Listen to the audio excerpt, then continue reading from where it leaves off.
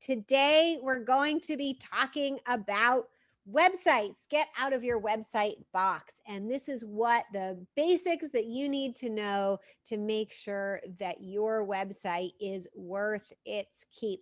For those of you who don't know me, I'm Sarah Livieri. I'm a #1 international best-selling author, former executive director, and creator of the Impact Method. And I love helping nonprofit leaders change the way they run their organizations so they can make an even bigger impact without getting overwhelmed or burned out.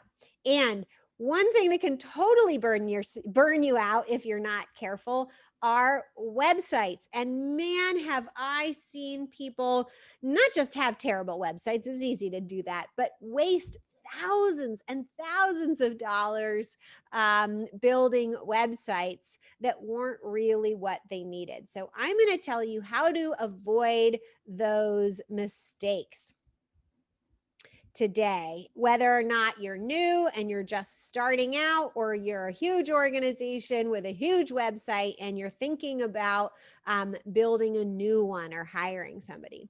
So first, don't assume you need a website. Ask yourself this question: do I even need a website? Well, how do you answer that question? And I'm going to give you the answer. The answer is maybe, probably, but it might not be what you were thinking. First of all, is it part of your overall marketing strategy? And if you're saying, well, I don't know because I don't have a marketing strategy, you got to have a marketing strategy, even something basic, and you have to know where your website fits in that. So if you don't have one and you had all these plans to rebuild your website, please stop your website building plans right now and get yourself a marketing strategy so you understand where your website fits in that strategy. If you have a strategy, you should have answered question number 2. You should know what purpose your website is serving. We're going to talk more about that in a moment. If you have a purpose, you should ask yourself, is a website the best way to achieve this purpose? And when the process of making a marketing strategy, you should be asking that question and saying, well, what are we trying to do? And what is the best way to do it? And the fourth thing that might help you figure out whether or not you need a website is, do you even have a way of getting people to your website? If you're starting from ground zero and you don't have any audience or following, you have no email list, probably you don't need a website yet. Start building your audience in places where the traffic, the people already are, right? When you launch a website, you're just launching out like in the middle of outer space. Nobody knows you're there. But if you go to a place where people are already hanging out, like Facebook or Instagram, that's what social media is all about, Pinterest, you can even do LinkedIn, you can use some of the blogging conversation sites. Those places already are where the people are. So start where people are before you build your outpost in the infinite universe of the internet. I don't know why I can't seem to click to the next screen as easily today. So this is probably the one people get the most wrong. And when I say it like this, it's going to sound super obvious, but your website is a tool, not decoration. What do I mean by that? Your website is there to do a job for you, right? And then we're going to talk about what those jobs are. It is not there to look pretty. And I know people make this mistake because when people ask me or ask other people to check on a website that they're building, they say, hey, do you like my website? We like or dislike decoration. I wouldn't say, hey, do you like my hammer? That would be a silly question. The hammer is there. Well, is it balanced well? Does it drive in the nails? Would I be better suited by a pneumatic hammer, right? But asking if you like my hammer is not a question we ask. We don't ask that questions about tools generally, unless you're a tool fanatic. So don't ask that question about your website. Just scratch it out right now. Never, ever, ever. Promise me right now. Put it in the chat. Say, I promise, if you promise to never ask anybody again if they like your website. Promise me that. Put it in the chat if you're here live. Put it in the comments if you're watching the recording. I want to see I Promise to never ask anybody if they like my website. I'm not seeing it in the chat here. Maybe I haven't convinced you that this isn't a good question to ask. So let me give you some things to think about instead, right? If your website is a tool, focus on what it does, not what it looks like. What does it do? Yay, I've got some promises. Yes. Okay. So here's some things that your website might be doing for you. And it might do several of these things, right? Gain the trust of clients. That might be one of its jobs. It might be to similarly gain the trust of donors. It might be there to actually enroll a client, right? Or get a client to show up to a meeting, or maybe your website's there to get people to call you. Maybe your website has the job of collecting a donation, right? And different parts of your websites are probably going to serve different functions. They're kind of multi-tool all in one.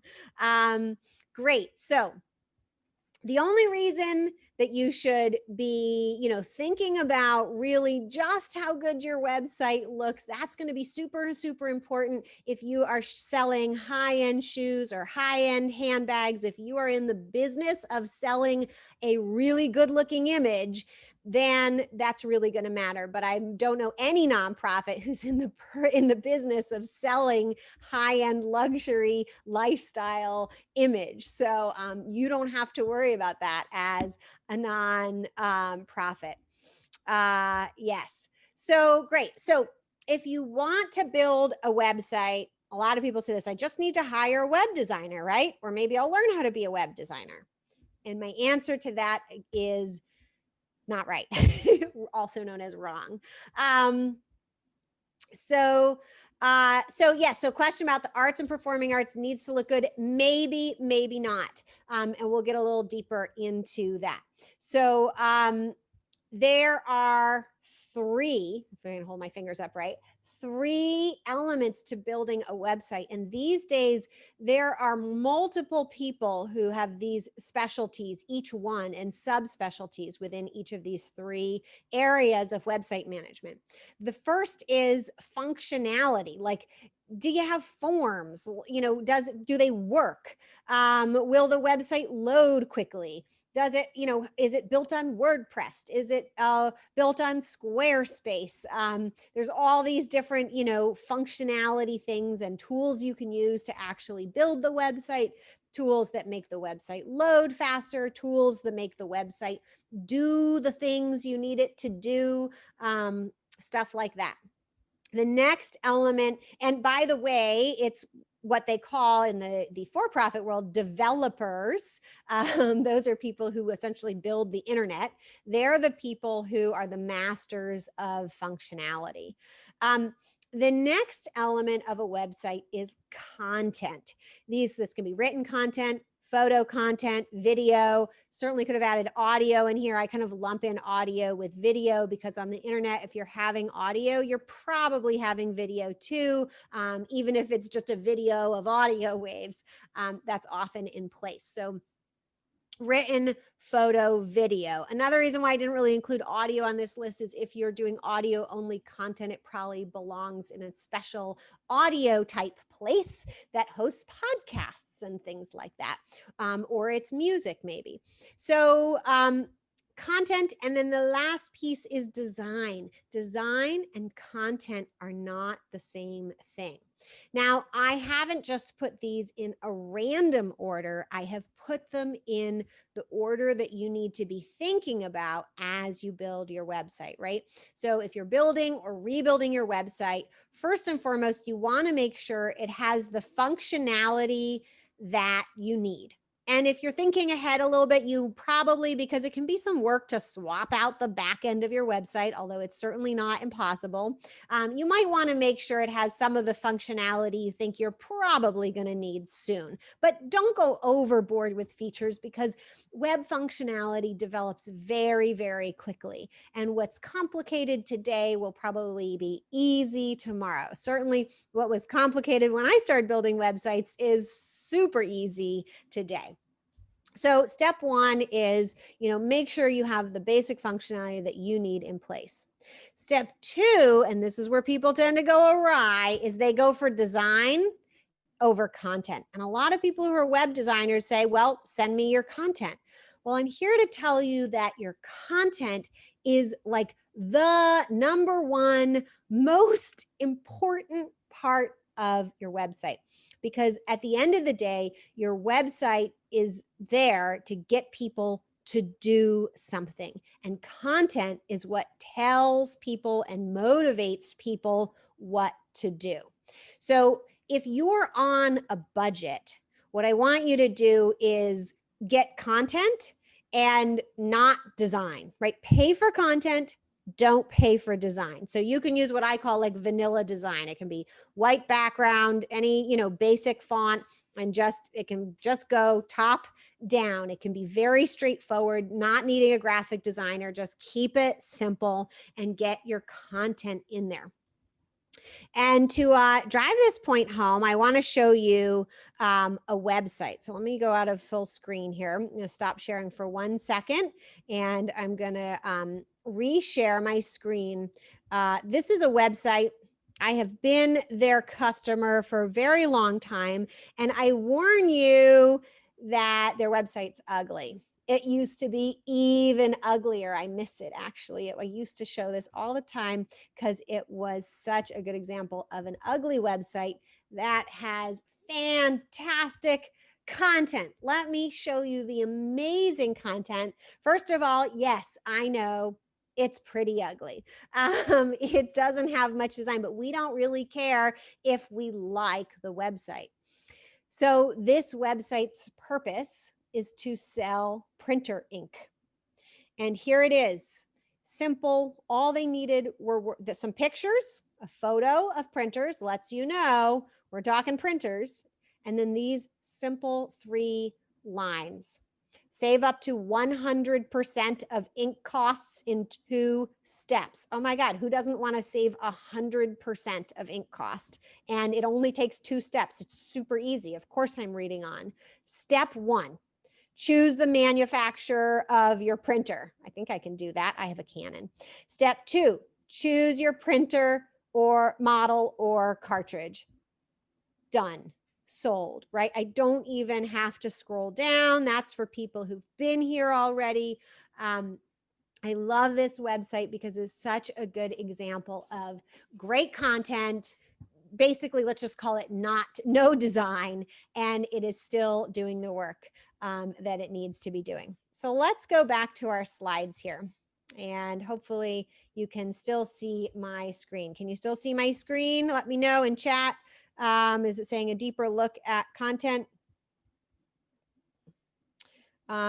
Great. Okay. Excellent. You can still see my screen. So let's go 1 step deeper into content because it's so important. And that is, I've lost my fancy reveal. Maybe I can get it back. Here we go. Okay. There's one thing you need to know about content, so you don't get confused when you start hearing all the jibber jabber about you need this and you need a blog and you need blah, blah, blah.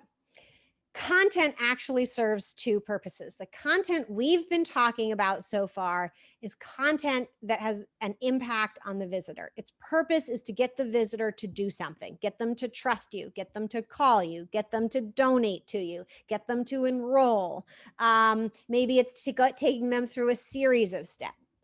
But there's another purpose that content sometimes has, and this is only for advanced folks, right? Content also can have an impact on search engines. And as much as you'd like to think that your donors and clients all want to read your blog, probably they don't, right? Blogging is a business. Being a journalist is a business. That's not your business. Your business is to fulfill your mission. But if you want people to come to your website, because your website isn't going to do anything if nobody's there. You're going to need to focus on a few things, probably last of which will be the impact that your content has on search engines. So once you've built your website with great content, and just ignore design, once you've got content, get people to it. Now, if you have a huge budget, you might as well, you'll save a little money in the long run by having your content done professionally and your design done professionally, where the designer and the content person can work together. But most nonprofits I know are on a limited budget, and so you need to just let go of design for now. And so get functionality, content, traffic to your website. That's not part of being your website, but it's an important element of that marketing strategy. And then you can go back and get design for your website. And you'll save a ton of money at that point on design, because the designer will understand all the content that needs to be there, and they'll be ready to get going right away. So getting traffic to your website, right? You might get other people to tell people about your website. You can send them from social media to your website. Those are two main ways. You can get articles that you write on other people's websites, right? So get stuff in your local newspaper or relevant journal articles, things like that. That's where you want to write content to get people in front of other audiences, so that you can send people to your website so that you can get them to trust you and make a donation or enroll in your services. This other piece is advanced, and you might know it by the name of search engine optimization. The main reason why you would have, let's say, a blog on your website or a lot of articles on your website is to get the search engines to know what your site is about and send even more traffic to you. So this is really important if you're some kind of advocacy organization. You might eventually get there. But for most people, if you're watching this video, you are not there, and I don't want you to worry about generating a blog. So that is my short training. We have 17 minutes on getting your website out of the box and into doing something for you. As always, you're welcome to apply for a free consultation call with me one-on-one. And now I'm going to turn off the recording and take questions from those who are with me live.